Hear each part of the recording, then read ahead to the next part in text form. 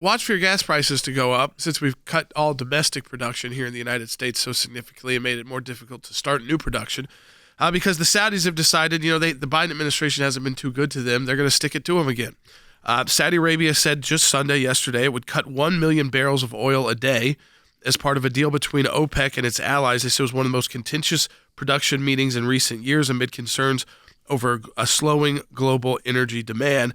So the output cut was for July, and on top of previously announced curbs, would be extended until the end of 2024. So this, again, will have a serious impact. I mean, how much of the domestic reserve for the emergency use are we going to have to unload because Joe Biden won't let us actually find, if you just find new sources, if you reopen the construction of Keystone, prices start dropping before the oil even flows because it's all based on futures markets and predictors like that.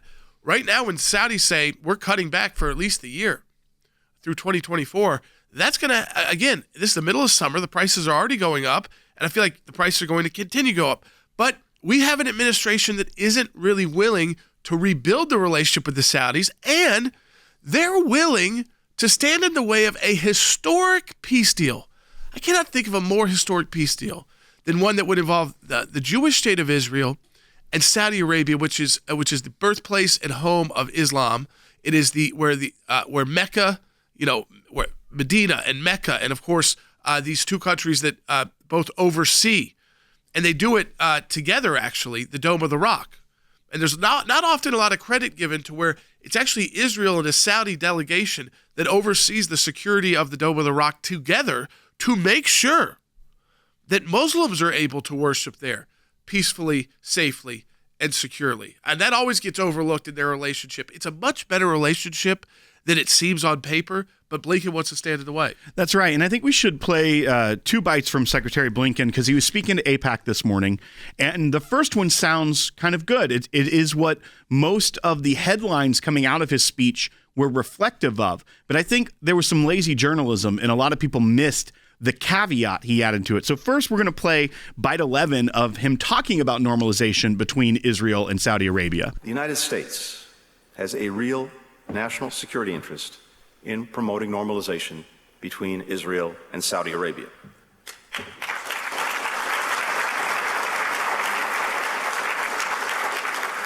We believe that we can, and indeed we must, play an integral role in advancing it. Sounds wonderful. Great, right? Maybe it sounded like he's going back to saying, you know what, those Abraham Accords that we kind of have been doing nothing with, maybe we should restart using those since it works so well for the Trump administration. It shouldn't be a partisan issue at all. This is about making America safer and our allies safer. So I don't care if it's President Trump doing it or the Biden administration doing it because it benefits everyone. It benefits us economically. It keeps our country safer. But he didn't stop there, Will. See, that's the problem. He didn't stop with, let's encourage it. Let's kind of do what the Trump administration was doing, which is let's make it first about an economic interest and then maybe even more tourism so more Muslims can visit their holy sites and Jewish business people could go to Riyadh or even think about investing there, building jobs there. But no. We really are nowhere close to the U.S. wanting it to be there. That's right. And he goes back to the old John Kerry, really the playbook for Democrats as far back as you can remember, by adding a condition to this.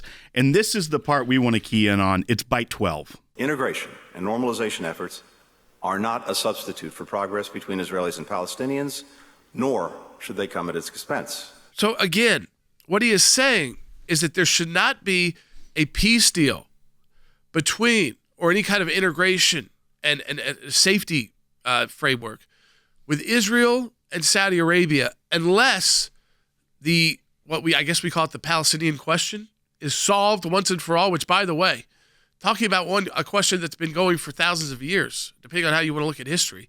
And even in modern history, you could say over 100 years. And because there's not one Palestinian. There's two. It's divided. One part is controlled by a terror group, Hamas. The other is by a former terror group in the West Bank. And they have been unwilling really to negotiate. Other Arab countries haven't been able to deal with them either. They got kicked out of Jordan. The Egyptians want nothing to do with them because they come in and they cause riots and violence and they support terrorism against those leaders, against other Muslims. And they make partnerships like with Iran like Palestinian Islamic Jihad. But he's saying it, unless you solve that, which, by the way, very difficult, if not impossible to solve, when you don't have a party or two parties on the Palestinian side willing to even come to the table. So that until that happens, then I guess, Andy, the Saudis can't make a decision and say, you know what, we've been supporting the Palestinians since our existence. Right. They will not take our advice and make a deal with Israel. But we're willing to make a deal with Israel because we see a bigger and better interest in dealing with such a strong economy. Putting aside some of our religious and political differences, we think we can make a stronger Middle East that could stand up to Iran if we partner with Israel.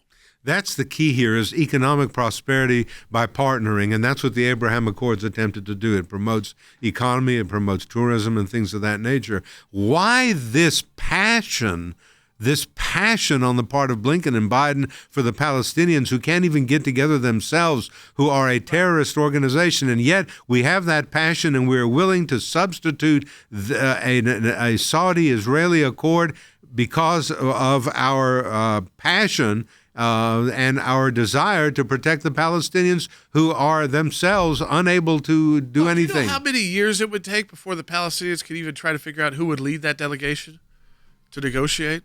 I don't know if they ever could come to an agreement.